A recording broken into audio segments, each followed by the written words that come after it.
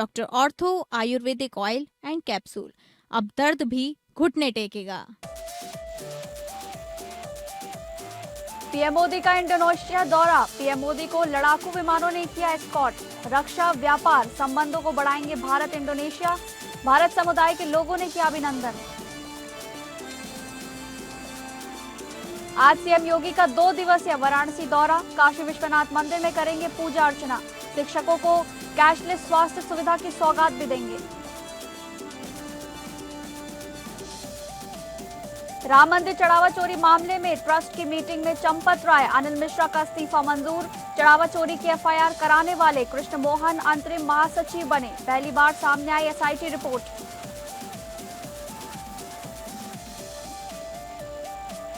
मुंबई में प्रवासी उत्तराखंड वासियों से मुख्यमंत्री धामी का आत्मीय संवाद। विकास यात्रा और भविष्य के विजन को किया साझा।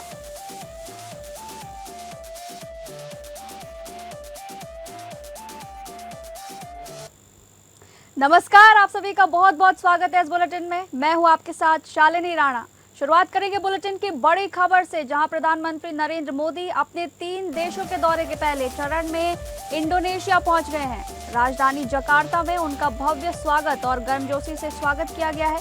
इंडोनेशिया के राष्ट्रपति प्रबावो सुबियांतो ने स्वयं एयरपोर्ट पहुंचकर प्रधानमंत्री नरेंद्र मोदी का स्वागत किया है, जो दोनों देशों के मजबूत होते संबंधों का प्रतीक माना जा रहा है। प्रधानमंत्री के विमान के इंडोनेशियाई हवाई क्षेत्र में प्रवेश करते ही वहां की वायुसेना के लड़ाकू विमानों ने एस्कॉर्ट उन्हें किया है, जो किसी विदेशी राष्ट्राध्यक्ष के सम्मान में दिए जाने वाले सर्वोच्च सैन्य सम्मान में से एक माना जाता है। जकार्ता पहुंचने पर प्रधानमंत्री नरेंद्र मोदी का पारंपरिक अंदाज में स्वागत किया गया। होटल पहुंचने पर भारतीय समुदाय के लोगों ने भारत माता की जय और मोदी के नारों के साथ उनका अभिनंदन किया।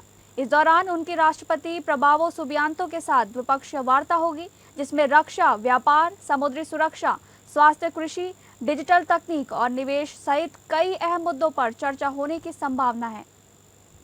दोनों देशों के बीच कई महत्वपूर्ण समझौतों पर भी हस्ताक्षर किए जा सकते हैं। यह यात्रा इसलिए भी खास मानी जा रही है क्योंकि मई 2018 में भारत और इंडोनेशिया के संबंधों को व्यापक रणनीति साझेदारी का दर्जा मिलने के बाद प्रधानमंत्री नरेंद्र मोदी की पहली द्विपक्षीय यात्रा है। दोनों देश हिंद प्रशांत क्षेत्र में महत्वपूर्ण साझेदार हैं और समुद्री सुरक्षा से लेकर आर्थिक सहयोग तक कई क्षेत्रों में साथ मिलकर काम कर रहे हैं। भारत और इंडोनेशिया की साझेदारी अब केवल पारंपरिक कूटनीतिक रिश्तों तक सीमित नहीं रही, बल्कि इंडोनेशिया भारत को डिजिटल परिवर्तन, सुशासन और सार्वजनिक सेवाओं के सफल मॉडल के रूप में देख रहा है। खाद्य सुरक्षा, डिजिटल गवर्नेंस, स्वास्थ्य सेवाएं, कृषि सुधार और रक्षा क्षेत्र में भारत के अनुभव इंडोनेशिया के विकास कार्यक्रमों के लिए प्रेरणा बन रहे हैं। सूत्रों के अनुसार इंडोनेशिया पहले तय की गई बैटरी की खरीद से आगे बढ़कर अब बड़े पैमाने पर ब्रह्मोस मिसाइल प्रणालियों को खरीदने की तैयारी में है। उम्मीद की जा रही है कि फिलीपीन के बाद इंडोनेशिया ब्रह्मोस खरीदने वाला बड़ा आसियान देश बन जाएगा।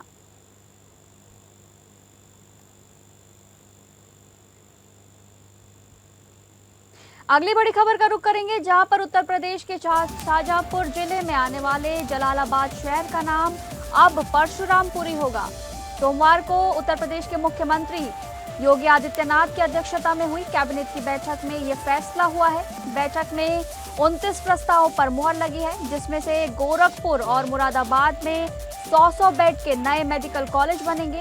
इसके अलावा यूपी में कैशलेस इलाज की सुविधा को भी मंजूरी मिल गई है, जिसके तहत यूपी के करीब 1.60 लाख से ज्यादा होमगार्ड्स, उनके आश्रित परिजनों को इस योजना का लाभ मिलेगा। इसके अलावा भी योगी सरकार ने कुछ अहम प्रस्तावों पर मुहर लगाई है। कैबिनेट मंत्री सुरेश खन्ना ने जानकारी देते हुए बताया कि शाहजहांपुर जिले की जलालाबाद तहसील का नाम अब परशुरामपुरी किया गया है। ये भगवान परशुराम की जन्मस्थली है। 25 जून 2025 को शासन ने इसका अनुरोध किया था। भारत सरकार की एनओसी आने के बाद योगी कैबिनेट ने इस प्रस्ताव को पास कर दिया है, जिसके बाद नाम बदलने की औपचारिक प्रक्रिया शुरू हो जाएगी। 2025 के माध्यम से जनपद शाहजहांपुर की नगर पालिका परिषद जलालाबाद क्षेत्रांतर्गत नगर जलालाबाद का नाम परिवर्तित कर भगवान परशुराम के नाम पर परशुरामपुरी अथवा परशुराम धाम जनपद शाहजहांपुर किए जाने का प्रस्ताव शासन को उपलब्ध कराया गया और शासन के द्वारा 27 जून 2025 को भारत सरकार से अनुरोध किया गया था। भारत सरकार ने 19/8/25 द्वारा नगर पालिका परिषद शाहजहांपुर क्षेत्रांतर्गत नगर जलालाबाद का नाम परिवर्तित कर परशुरामपुरी किए जाने के प्रस्ताव पर अनापत्ति प्रदान की और अब रास्ता साफ हो गया है क्योंकि भारत सरकार से एनओसी आ गई। चंद्रशेखर आजाद कृषि प्रौद्योगिकी विश्वविद्यालय कानपुर के माध्यम से वहां पर एक उद्यान महाविद्यालय की स्थापना की जाएगी। उसके लिए कृषि विभाग का एक ग्राम पडेरा तहसील और सदर रायबरेली में 44.888 हेक्टेयर की हमारी फार्म रही है, उसमें से 20 हेक्टेयर जमीन उनको निःशुल्क प्रदान की जा रही है। इसी खबर पर ज्यादा जानकारी के साथ हमारे विशेष संवाददाता आनंद सिंह हमारे साथ जुड़ गए हैं। आनंद, बताइए क्या कुछ जानकारी मिल रही है। उत्तर प्रदेश में योगी कैबिनेट बैठक में बहुत बड़े फैसले लिए गए हैं, 29 प्रस्तावों को मंजूरी मिली है, क्या कुछ जानकारी मिल रही है, बताइए। बिल्कुल, देखिए कल ये जो कैबिनेट बैठक हुई थी उसमें तमाम प्रस्ताव पास किए गए। जो एक महत्वपूर्ण प्रस्ताव था जिसमें जो शाहजहांपुर का क्षेत्र है जलालाबाद, उसका नाम परशुरामपुरी करने की का प्रस्ताव पास कर दिया गया है। माना जाता है कि ये भगवान परशुराम की जन्मस्थली है और इसके बाद अब ये सरकारी कार्रवाई इसके नाम को बदलने की शुरू हो जाएगी। बीते वर्ष 25 जून के आसपास इस चीज के नाम बदलने को लेकर अनुरोध किया गया था, जिससे अब आप कह सकते हैं कि प्रस्ताव पास कर दिया गया, यानी इसको अनुमति नाम बदलने की मिल गई है। इसके अलावा जो डाटा सेंटर है नीति उसको फिर से लागू कर दिया गया है और पशुओं का भी बीमा कराया जाएगा। जो पशुधन मंत्री हैं धर्मपाल सिंह ने उन्होंने कैबिनेट बैठक के बाद ये बात बताया कि जो पशु हैं उनका भी अब जोखिम पशुधन बीमा कराया जाएगा। तो ये बड़ा फैसला किया गया है। एक जो और महत्वपूर्ण फैसला है वो जो पदक विजेता है, खेल मंत्री गिरीश यादव ने जानकारी दी और ये बताया कि जो ओलंपिक्स में या महिला ओलंपियंस हैं या एशियन आज जो बड़े गेम्स के पदक विजेता है जो भारत को गौरवान्वित करते हैं अंतर्राष्ट्रीय मंचों पर, उनके लिए जो नौकरी की अब सीधी भर्ती का प्रस्ताव पास किया गया है, यानी कि लोक सेवा आयोग की प्रक्रिया से बाहर रहकर इन्हें नौकरी दी जाएगी। ये एक बड़ा निर्णय लिया गया है और इसके साथ ही साथ कानपुर के बिल्हौर में, कहिया गाजियाबाद में और यहाँ पर 3 यूनिवर्सिटीज बनाने का प्रस्ताव जो कैबिनेट में रखा गया था उसको भी पास किया गया है। ये कुछ महत्वपूर्ण ऐसे प्रस्ताव थे जिनको पास किया गया है कल कैबिनेट की बैठक में। इसके अलावा करीब 27 प्रस्ताव थे जिनको अनुमति मिली है। जी, बहुत बहुत धन्यवाद आनंद, तमाम जानकारी हमारे दर्शकों तक साझा करने के लिए।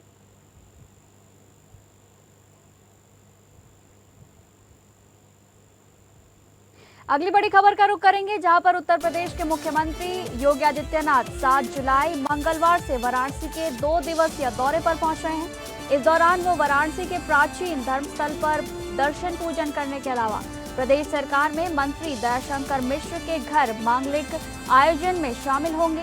इसके अलावा वाराणसी के चांदमारी स्थित कार्यक्रम स्थल पर शिक्षकों को कैशलेस स्वास्थ्य सुविधा की सौगात भी देंगे। वाराणसी के 2 दिवसीय दौरे पर वो अधिकारियों से जनपद के कानून व्यवस्था और विकास परियोजनाओं को लेकर बैठक भी कर सकते हैं। उत्तर प्रदेश के मुख्यमंत्री योगी आदित्यनाथ आज शाम करीब 6 बजे वाराणसी पहुंचेंगे। इसके बाद वो वाराणसी के प्राचीन धर्मस्थल श्री काशी विश्वनाथ मंदिर, काशी कोतवाल काल भैरव मंदिर में दर्शन पूजन करने के लिए पहुंचेंगे। काल भैरव मंदिर में पूजा अर्चना के बाद सीएम योगी अपने आगे का कार्यक्रम वहां पर जाएंगे, जहां पर सीएम योगी जब भी वाराणसी दौरे पर रहे हैं वह वाराणसी के इस धर्मस्थल पर दर्शन करने के लिए जरूर पहुंचे हैं। इसके बाद उत्तर प्रदेश सरकार में मंत्री दयाशंकर मिश्र के घर मांगलिक आयोजन में भी सीएम योगी शामिल होंगे।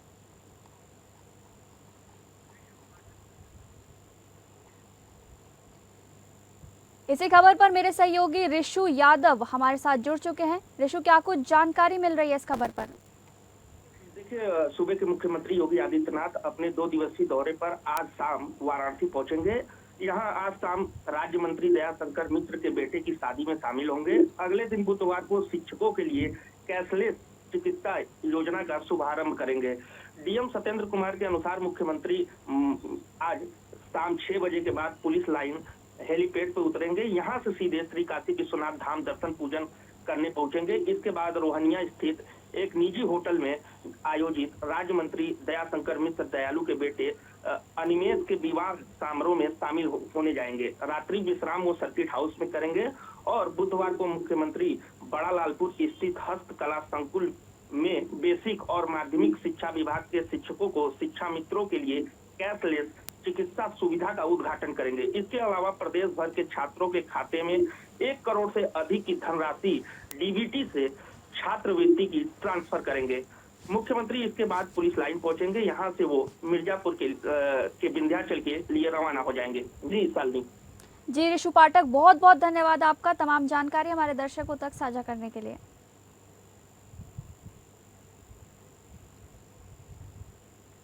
अगली बड़ी खबर स्वामी गोविंद देव गिरी के मुताबिक ट्रस्ट की बैठक में चंपत राय और अनिल मिश्रा के त्याग पत्र पर विचार हुआ और सदस्य परासरन के दखल के बाद दोनों के इस्तीफे स्वीकार कर लिए गए हैं। राम मंदिर दान चोरी और गबन विवाद के बीच ये ट्रस्ट की तरफ से अब तक का सबसे बड़ा फैसला माना जा रहा है। राम मंदिर चढ़ावा चोरी में एसआईटी रिपोर्ट पहली बार सार्वजनिक हुई है। एसआईटी रिपोर्ट में निगरानी के नियम कमजोर करने का जिक्र है। चंपत राय और गोपाल का जिक्र नहीं है। अनिल मिश्रा और टिन्नू यादव की मुख्य भूमिका मानी गई है। साथ ही ये भी सामने आया है कि 27 अप्रैल से पहले भी चोरी होती रही। 70 बार चोरी कैमरे में कैद हुई है। राम मंदिर चढ़ावा चोरी की एसआईटी रिपोर्ट सामने आ गई है। इसके मुताबिक गणना प्रक्रिया की निगरानी के नियमों को ट्रस्ट पदाधिकारियों ने बदलकर कमजोर कर दिया। रिपोर्ट में अनिल मिश्रा की लापरवाही और चोरी में रामशंकर उर्फ टिन्नू यादव की मुख्य भूमिका बताई गई है। इसी खबर पर ज्यादा जानकारी के साथ हमारे संवाददाता रवि श्रीवास्तव हमारे साथ जुड़ गए हैं। रवि, बताइए क्या कुछ जानकारी मिल रही है इस पर? अयोध्या में राम मंदिर ट्रस्ट की करीब 3 घंटे चली अहम बैठक के बाद कई बड़े फैसले सामने लिए गए हैं। सबसे बड़ा फैसला ये रहा कि महासचिव जो चंपत राय और ट्रस्टी डॉक्टर अनिल मिश्रा का इस्तीफा जो है स्वीकार कर लिया गया है। चंपत राय की जगह हरदोई के सेवानिवृत्त IFS अधिकारी जो है वो कृष्ण मोहन को कार्यवाहक महासचिव बनाया गया है। खास बात यह है कि चढ़ावा चोरी मामले में सबसे पहले तहरीर भी कृष्ण मोहन ने ही दी थी। बैठक में महंत कृष्ण नित्य गोपाल दास, वरिष्ठ अधिवक्ता के परासर, महंत दिनेन्द्र दास समेत ट्रस्ट के सभी प्रमुख सदस्य मौजूद रहे, जबकि कुछ सदस्य वीडियो कॉन्फ्रेंसिंग के जरिए जुड़े रहे। ट्रस्ट ने साफ कहा कि यह सिर्फ चोरी का मामला नहीं बल्कि 500 साल के संघर्ष और करोड़ों राम भक्तों की आस्था से जुड़ा विषय है। इसलिए इस घटना को बेहद शर्मनाक और पीड़ादायक माना गया है। उधर कार्यभार संभालते ही कृष्ण मोहन ने साफ संदेश दिया कि चढ़ावा चोरी के दोषियों को किसी भी कीमत पर बख्शा नहीं जाएगा। उन्होंने कहा कि दोषियों को सजा दिलाई जाएगी, प्रबंधन की कमियों को दूर किया जाएगा और ऐसी व्यवस्था बनाई जाएगी कि भविष्य में दोबारा ऐसी घटना न हो। साथ ही ट्रस्ट की धूमिल हुई छवि को फिर से मजबूत करने का प्रयास किया जाएगा। जी रवि, तो ये भी कहा जा रहा है कि 70 बार कैमरे में चोरी कैद हुई थी, इस पर क्या कुछ जानकारी मिल रही है? जी बिल्कुल बता दें आपको, उसमें ये भी बताया गया कि 70 बार जो है चोरी भी की गई। कई बार उस मोजे में जो है वहाँ के जो ट्रस्टी थे और जो वहाँ के जैसे और लोग थे वो मोजे के अंदर पैसों को छुपा करके मंदिर के बाहर जो है ले जाने का भी इसमें मामला सामने आया है, जो कैमरे में कैद हुआ है। इसको लेकर के भी उन्होंने ही सख्त रुख अपनाया है कि दोबारा ऐसी गलती ना हो, उस पर कड़ी नजर रखी जाएगी। जी रवि, बहुत बहुत धन्यवाद आपका तमाम जानकारी हमारे दर्शकों तक साझा करने के लिए। झारखंड शिक्षक पात्रता परीक्षा यानी कि जेटेट में क्षेत्रीय भाषा के रूप में भोजपुरी, मगही, मैथिली और अंगिका को शामिल करने का मामला फिलहाल उलझता नजर आ रहा है। इस मुद्दे पर गठित 7 सदस्यीय उच्च स्तरीय मंत्रियों की कमेटी ने अपनी रिपोर्ट मुख्यमंत्री को सौंप दी है, लेकिन कमेटी किसी सर्वसम्मति पर नहीं पहुंच सकी। दिलचस्प ये है कि कमेटी के भीतर ही मतभेद साफ तौर पर सामने आए हैं। झामुमो के सुदिव्य कुमार, योगेंद्र प्रसाद महतो और हफीजुल हसन अंसारी के साथ कांग्रेस की मंत्री शिल्पी नेहा तिर्की ने इन भाषाओं को शामिल करने का विरोध किया, जबकि कांग्रेस के ही राधा कृष्ण किशोर और दीपिका पांडे सिंह तथा राजद के संजय प्रसाद यादव ने इसके समर्थन में अपनी राय रखी। खास बात ये रही कि कांग्रेस कोटे से आने वाली शिल्पी नेहा तिर्की ने अपनी ही पार्टी के 2 अन्य मंत्रियों से अलग रुख अपनाया। इससे पहले बनी 5 सदस्यीय कमेटी में 3 मंत्री इन भाषाओं के पक्ष में और 2 विरोध में थे, लेकिन बाद में सर्वसम्मति नहीं बनने पर हफीजुल हसन अंसारी और शिल्पी नेहा तिर्की को कमेटी में शामिल किया गया। इसी खबर पर ज्यादा जानकारी के साथ मेरी सहयोगी तृप्ति सिंह हमारे साथ जुड़ गई हैं। बताइए तृप्ति, क्या कुछ जानकारी मिल रही है? जी शालिनी, देखिए सबसे बड़ी महत्वपूर्ण जानकारी ये है कि सौंपी गई है। अब जो है सो अंतिम फैसला मुख्यमंत्री को ही लेना है, क्योंकि 3 बार बैठक हुई शालिनी, बावजूद इसके जो निष्कर्ष आना चाहिए उस तरीके का निष्कर्ष निकल कर नहीं आया। क्योंकि ये जो आयोग की बैठक हुई थी, कमेटी बनाई गई थी, वो कमेटी इसलिए ही बनाई गई थी ताकि इस भाषा विवाद को सुलझाया जा सके। हालांकि सुलझ नहीं सका है ये विवाद, क्योंकि जो बैठक हुई। जी बहुत बहुत धन्यवाद तृप्ति, तमाम जानकारी हमारे दर्शकों तक साझा करने के लिए।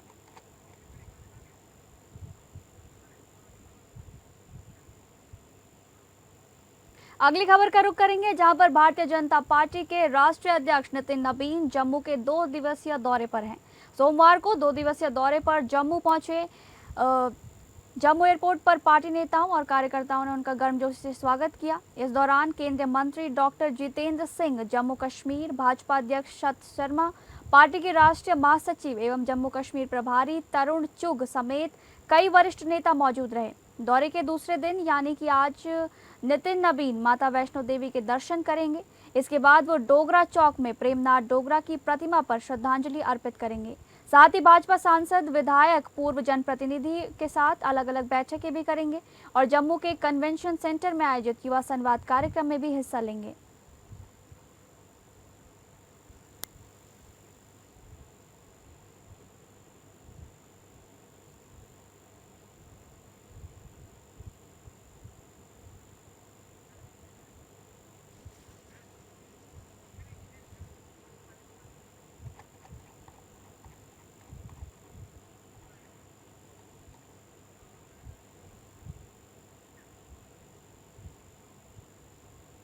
अगली खबर का रुख करेंगे, जहां महाराष्ट्र में बीते 3 दिन से लगातार बारिश हो रही है। मुंबई में बीते 4 दिनों में ही 1 महीने में पड़ने वाली बारिश हो गई है। देश की आर्थिक राजधानी मुंबई और उसका राज्य महाराष्ट्र इस समय मौसम की तगड़ी मार झेल रहा है। बीते 3-4 दिनों से यहां बारिश का ऐसा सिलसिला शुरू हुआ है जो रुकने का नाम नहीं ले रहा है। भारतीय मौसम विभाग ने यहां आज भी भारी बारिश का अलर्ट जारी किया है। खासतौर से रायगढ़ और रत्नागिरी जिले को ये लेकर अलर्ट है। इसके अलावा मुंबई, पालघर और पुणे का हाल भी कुछ ऐसा ही है। महाराष्ट्र के नासिक और त्र्यंबकेश्वर क्षेत्र में भारी बारिश हो रही है। मौसम विभाग ने अगले 24 घंटों में 300 मिलीमीटर तक बारिश का रेड अलर्ट घोषित किया है। नासिक में बादल फटने की आशंका भी जताई गई है। नासिक के सभी स्कूल और कॉलेजों में आज छुट्टी घोषित की गई है।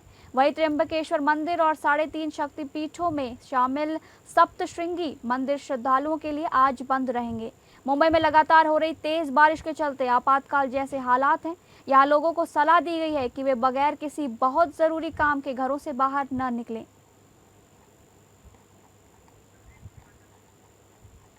इसी खबर पर ज्यादा जानकारी के साथ हमारे सहयोगी सर्वजीत सोनी हमारे साथ मुंबई से जुड़े हैं। सर्वजीत, बताइए क्या कुछ जानकारी मिल रही है? मुंबई से काफी बारिश की खबरें आ रही हैं।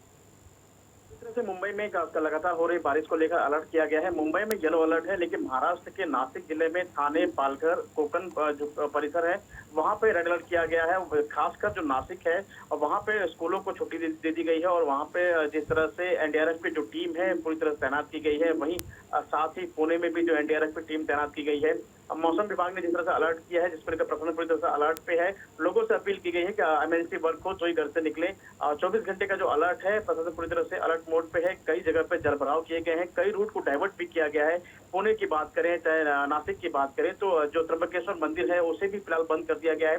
जो गोदावरी नदी है वो भी उफान पे है। तो पूरी तरह से प्रशासन अलर्ट मोड पे है, लोगों से अपील की गई है। जी बहुत बहुत धन्यवाद सर्वजीत, तमाम जानकारी हमारे दर्शकों तक साझा करने के लिए। अगली खबर का रुख करेंगे, जहां जम्मू के डोडा जिले के ठाठरी क्षेत्र में भारी बारिश और अचानक आई बाढ़ के कारण बड़ा भूस्खलन हुआ है। मलबे में कई वाहन, दुकानें और मकान दब गए, जिससे व्यापक नुकसान हुआ है। बारिश के कारण NH 244 फिर बंद हुआ है। मलबे में कई वाहन, दुकानें और मकान दबने की बात सामने आई है। स्थानीय लोगों के अनुसार अचानक आई बाढ़ में कई वाहन बह गए और चिनाब नदी में समा गई। प्रभावित वाहनों की सही संख्या और नुकसान का पूरा आकलन अभी आधिकारिक तौर पर नहीं हो पाया है। इस बीच आपदा के कारण ठाठरी कस्बे में राष्ट्रीय राजमार्ग 244 को एक बार फिर बंद कर दिया गया है, जिससे क्षेत्र में यातायात पूरी तरह बाधित हो गया है। इसी खबर पर ज्यादा जानकारी के साथ हमारे सहयोगी दाऊद शेख हमारे साथ जुड़ चुके हैं। दाऊद, बताइए क्या कुछ जानकारी मिल रही है? बिल्कुल, जिस तरह कल शाम को मौसम खराब हुआ है पूरे जम्मू रीजन में, इसी तरह डोडा डिस्ट्रिक्ट में एक तिवाड़ी इलाका है जहां पे कल जोरदार बारिश के साथ साथ बादल फटने की खबरें भी आ रही है। तो इसी समय जो इस इलाके में कई जगहों पे जोरदार बाढ़ आ गई है, जिसमें कई मकानों के साथ साथ दुकानें और जो गाड़ियां हैं वो इस मलबे के नीचे आ गए हैं। और तब से अभी तक जो सर्च ऑपरेशन है लगातार जारी है। जेआरएफ, जम्मू कश्मीर पुलिस और सिविल जो आर्मी वहां पे है वो ये काम कर रहे हैं। और कहीं ना कहीं अब ये खबर आ रही है कि किसी की जान या माली नुकसान नहीं हुआ है, बट ये रोड अभी भी क्लोज है जो जम्मू डोडा नेशनल हाईवे है। जी बहुत बहुत धन्यवाद दाऊद शेख तुम्हारा इस खबर पर ज्यादा जानकारी हमारे दर्शकों तक पहुंचाने के लिए। अगली खबर का रुख करेंगे जहां पर उत्तराखंड के मुख्यमंत्री पुष्कर सिंह धामी ने मुंबई में आयोजित प्रवासी उत्तराखंड वासियों के भव्य सम्मेलन में प्रदेश और देश विदेश में बसे उत्तराखंड मूल के लोगों के साथ आत्मसंवाद किया है। इस अवसर पर उन्होंने मुख्य सेवक के रूप में पिछले 5 वर्षों की विकास यात्रा, जनसेवा के संकल्प तथा विकसित उत्तराखंड के विजन को साझा करते हुए प्रवासी समाज को राज्य के विकास का महत्वपूर्ण भागीदार बताया। मुख्यमंत्री ने कहा कि आर्थिक राजधानी मुंबई में उत्तराखंड की लोक संस्कृति, परंपराओं और मूल्यों को जीवंत बनाए रखने वाले प्रवासी उत्तराखंड वासियों के बीच उपस्थित होकर उन्हें विशेष आत्मीयता और गर्व की अनुभूति हो रही है। उन्होंने आगे कहा कि भौगोलिक दूरी चाहे कितनी भी हो, उत्तराखंड और उसके प्रवासी परिवारों के बीच भावनात्मक संबंध सदैव अटूट रहे हैं।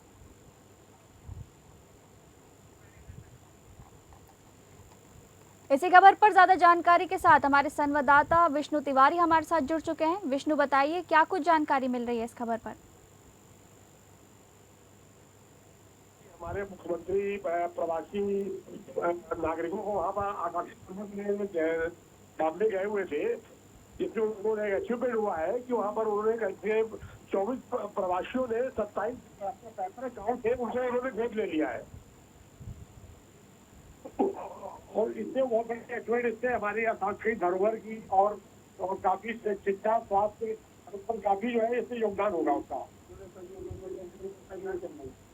हेलो जी, बहुत बहुत धन्यवाद विष्णु तमाम जानकारी साझा करने के लिए। तो फिलहाल इस बुलेटिन में बस इतना ही। नमस्कार।